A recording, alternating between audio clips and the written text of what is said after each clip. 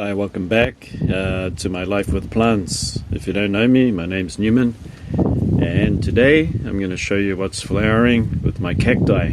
Anyway, stay tuned, relax, and enjoy watching.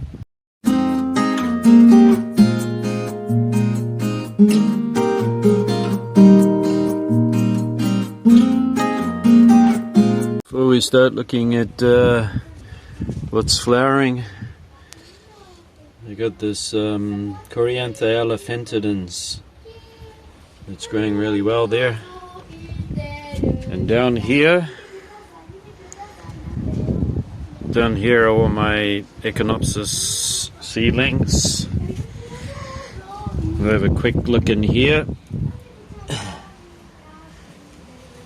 can see them all there, right? These are the ones that I've hybridized. So, looking forward to seeing what I have in the near future. They're getting pretty big now. I'm going to put my finger there as an example. I think another year or two, depending on the species I've crossed it with. These are my Stapelias up here, which are all offsetting. They do really well here. This one kind of gets a little mold attack, fungus attack during the winter because I've got to bring it indoors. You can see, starting to offset. Up here is my one of my Opuntia Tephrocactus. It's got a lot of growth there. I keep it up on this wall, super breezy. Okay, moving along. What is in flower? Number one, this is my Notocactus spinus. And what I love about Notocactus spinus is not only these beautiful golden colored flowers, but the fragrance. It has got a lot of fragrance. It's like a citrus, lemony smell. But it's sweet. And that's one. Up here, I have an older one. It's got 2 flowers opening today, and I'm going to go and have a little bit of a sniff. Oh yeah, it's great. It's a great smell. You see all those filaments in there? Those filaments are the filaments of these ones with all the pollen. Then you got that stigma in there. It's like a big old octopus. And I've been pollinating this one with my other one. Another great thing about Notocactus spinus that you should know is that they are profuse flowerers. So over here you have buds coming up, and it flowers all summer long, non-stop. It's the flowering machine. There's nothing else that can beat Notocactus spinus for flowering. Next I have here is a Mammillaria. I can't remember the variety, but you probably recognize this one because it grows and grows and grows until it becomes like a big old long sausage and it has to hang over. And I've seen this one growing in my neighborhood. I know it's just finished flowering and we've missed out, unfortunately. But if you check out my Instagram, you may see a picture of the flowers.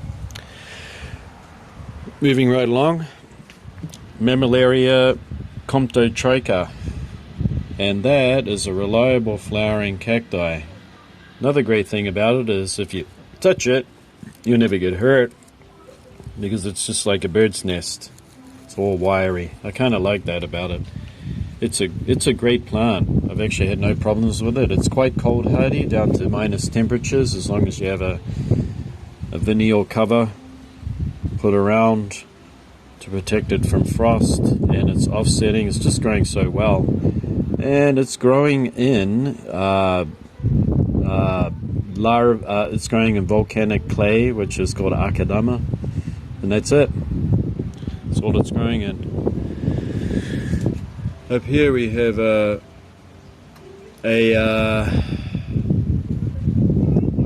well, it's related to Arroyas. Sorry, I can't remember the name right now, but you'll recognize this one. It flowers golden yellow spines. Aurantiaca, something Aurantiaca. We missed the flowers. They came out and they're finished. Also, this one here, this is my Rebutia. I keep it up really high up here. It's like almost 6 feet. From down on the balcony, it goes all the way up 6 feet. Now, why do I keep it up here? Because it really doesn't like high temperatures in summer. So once it gets over those 100 Fahrenheit, which is 35 degrees, it starts to suffer. So it's up here where it enjoys life more. Gets a lot of sunlight during the winter, and during the summer it gets more shade, which is ideal. Moving right along, this is my Notocactus mammillaria. It was in flower, we just missed it. You will see photos of this on my Instagram.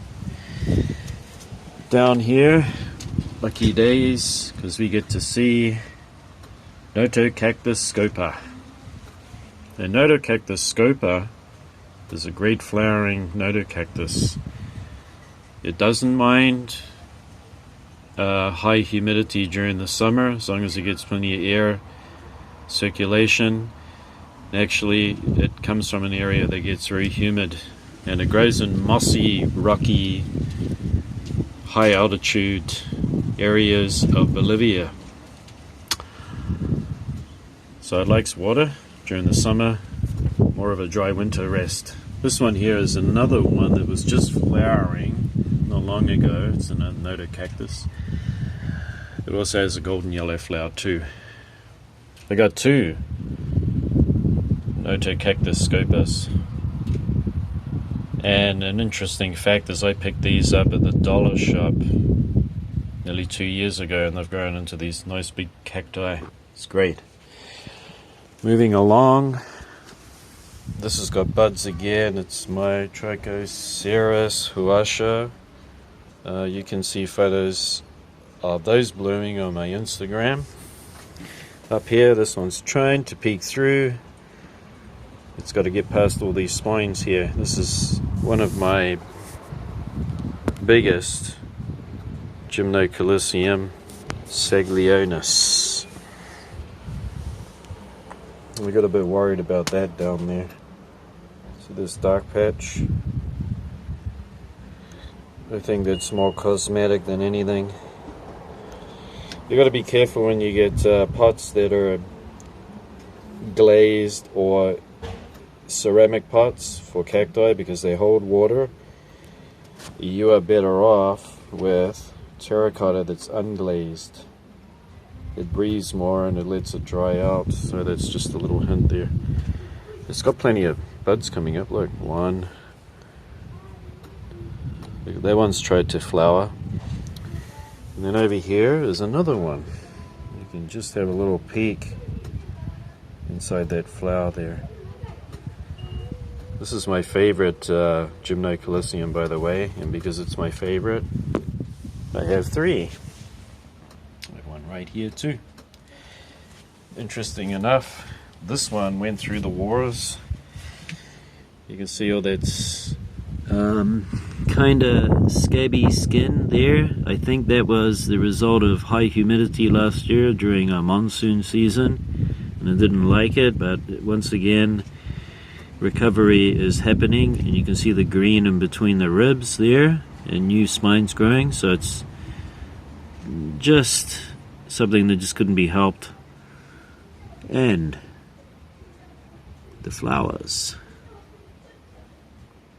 which this one here is unfortunately closed up at the moment.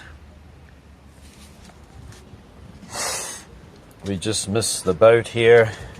There was a whole lot flowering of my Echinopsis, which you can see on my Instagram. I wasn't able to catch it because I was busy during the week. There's a big old fruit there because I did some cross-pollination. This thing here is Trichocereus specimens, and I bought it because I want to do hybridizing myself to come up with something neat. These are some of my bigger ones. This one has a lovely pink, light pink flower that you can catch. So look at that on my Instagram. Also, this one is a white flowering, yellow. Up here, this one just finished, but you can see this also on my Instagram. There's a dark pink flower, and it's a very vigorous grower. Just going to take a long shot of all of my cacti plants. Not only do I grow cacti, but I love orchids. So if you're an orchid fan, stay tuned because we're going to have some videos on all my orchids. This one is offsetting, like big new branch there, new one there, here. Everything has been growing much better this year, and it is all thanks to ammonium sulfate that I've been adding to the water. I was using vinegar, white vinegar. I've changed now.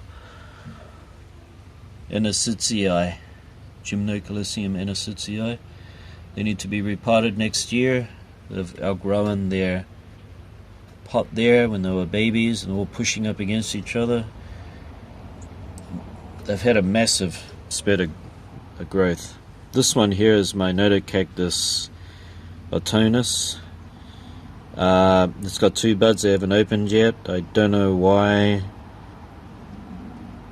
We'll give it a chance. Gymnocalycium Mammillaria. It's still a young plant. It's getting bigger and bigger by the day. Looking forward to its flowers. This one here is on the recovery. It's a Gymnocalycium. There's a beautiful red flower. Looking forward to Wiginsia arenacea. Yep, this one is a mixture of a flowering video and just a update on how things are going. Mammillaria purbealla is splitting dichotomously as it does. It's growing really well.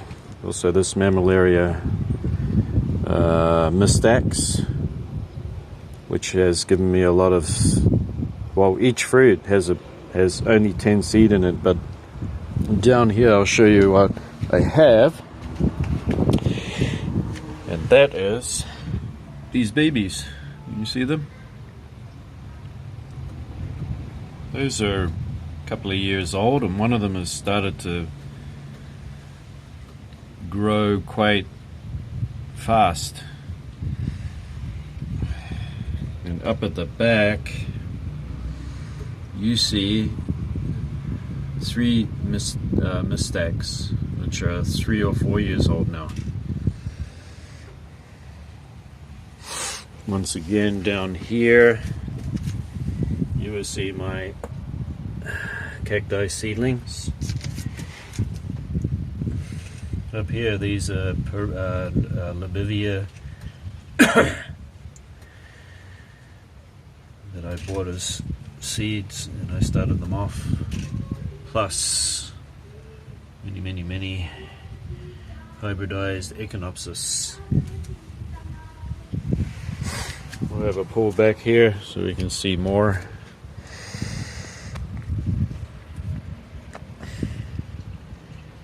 This one finished flowering, and it flowered during the winter time. This is Mammillaria albilanata.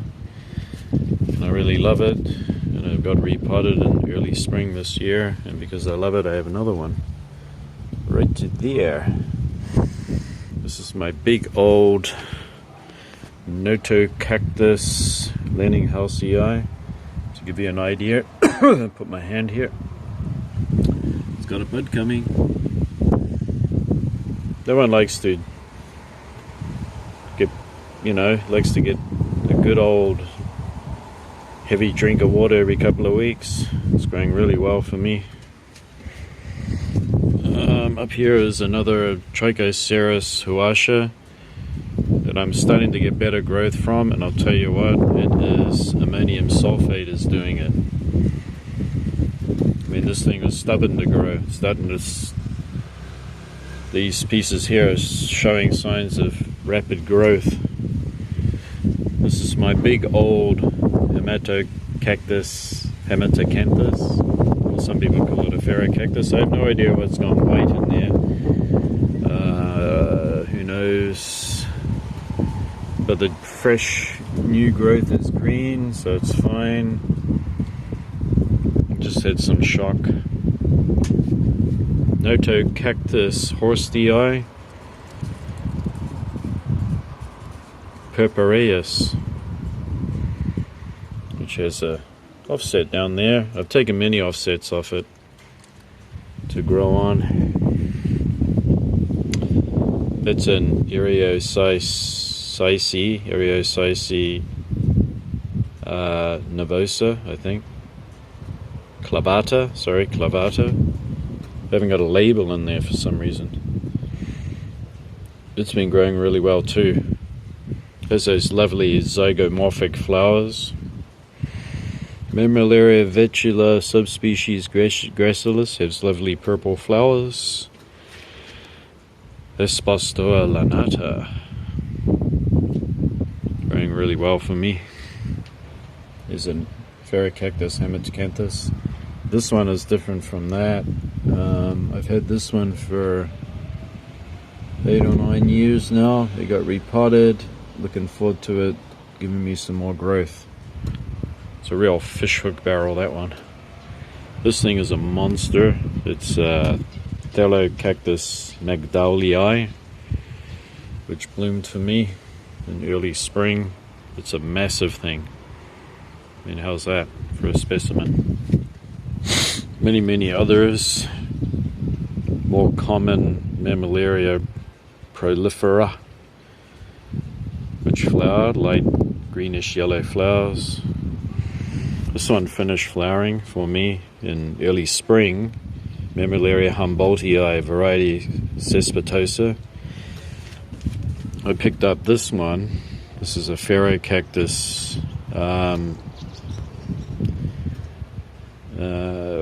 cylindrasis. No, not that one. This is the one that has the golden flower spines, and there's also a red spine form. I should put the name on the screen if I remember. This is a beautiful Ferrocactus. These are all my Mammillaria elongatas, and elongatas are very cold hardy. We're going to push it down to the 17 Fahrenheit, no problem. Haven't gone any lower than that, so I wouldn't know if they could put up with more.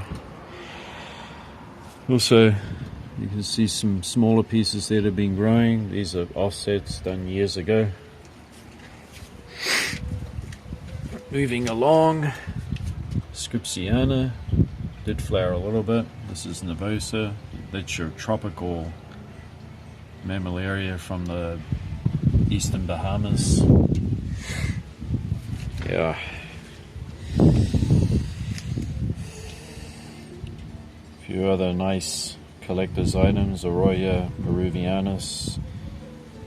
You got a Rebutia one there that you all know very well. There's beautiful dark purple flowers.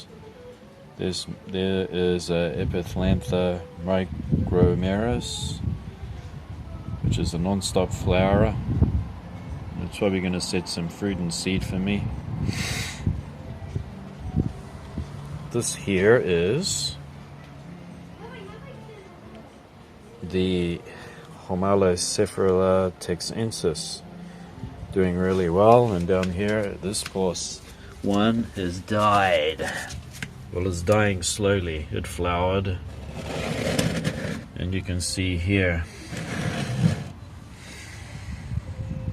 they got the rot. You can see here it's gone all black. It's eaten right down into the core, so there's no way I can save it.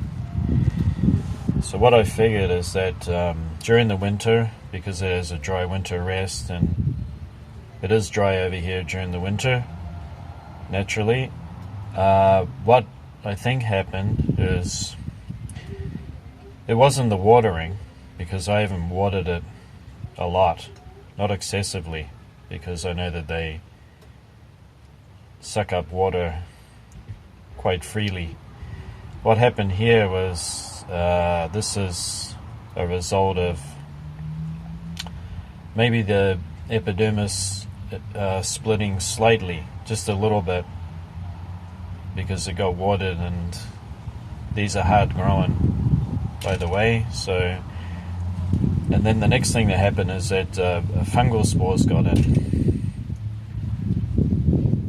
and then once they entered through their split epidermis, they caused an infection. So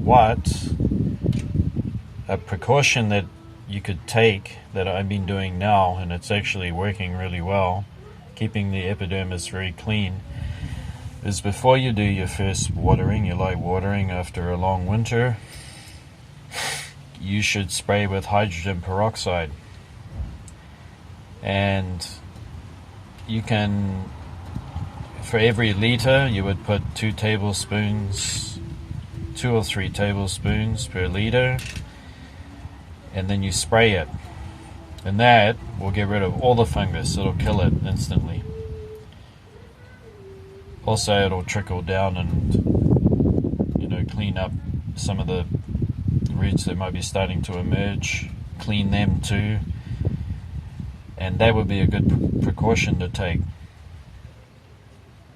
because if it splits and you got all those dry spores and they enter, that could be the end of it. Echinopsis are different though. They seem to have a much more hardier or immunity against fungal spores and that, I think, because they come from tropical countries, like tropical Brazil, Uruguay, Paraguay, and those places. So when they split open, they seem to be able to heal. As you can see there, this one split last year. But I have sprayed my cacti with hydrogen peroxide. Epidermis is squeaky clean. So you know how nice and shiny it is. So those spores find it hard to grow. And as we have our nice tropical summer, it should be in and out. It's been in and out actually, because it's June and July, and it gets very tropical, very humid. They really need that hydrogen peroxide to clean them up. Oh, over here we have a Coryantha elephantidens, nice big specimen. Notocactus warelsii. I put it in an area where it gets some natural rain, which it likes.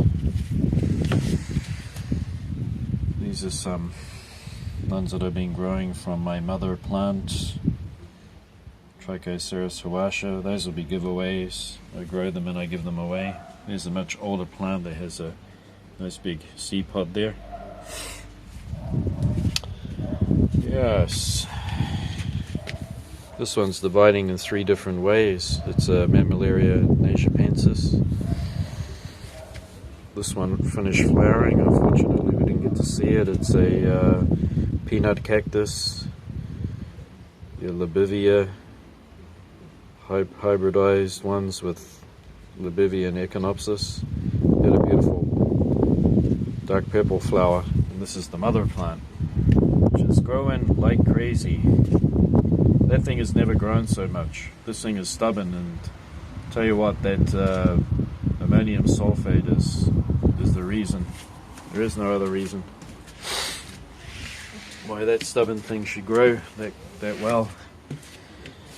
Something interesting for you is this, and it's a succulent of South Africa. It's going to got fleshy, thick leaves. It's a succulent, and it has excuse me. It has orange flowers that are fluffy. They got fluffy filaments like feathers. And in there it's going to start flowering again. You can see right there where my finger is pointing. See? It's a really neat looking plant.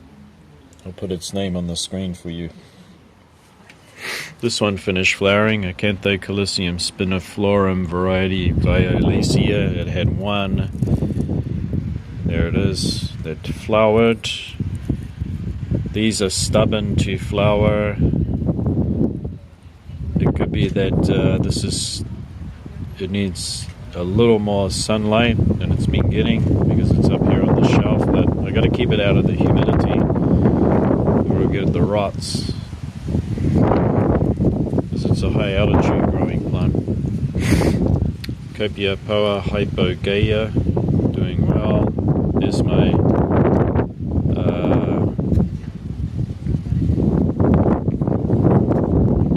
Carpus, isn't it? It's my little turbine. I don't mind if it grows slow, as long as I don't push it. I let it grow at its own pace, which is better. Here's a lovely specimen of a Neoporteria, or Eriosoci nervosa, that has those zygomorphic flowers. I like the spines on it, it's neat. Anyway, that's it for this episode, and I hope you enjoyed seeing some flowers. Sorry that you didn't get to see everything because my cacti flower at all different times, and it's hard to let them know when to flower all together so I can make a great video.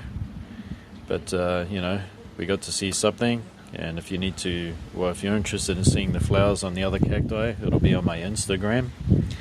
Anyway, thanks for watching. I'll see you next time. Bye.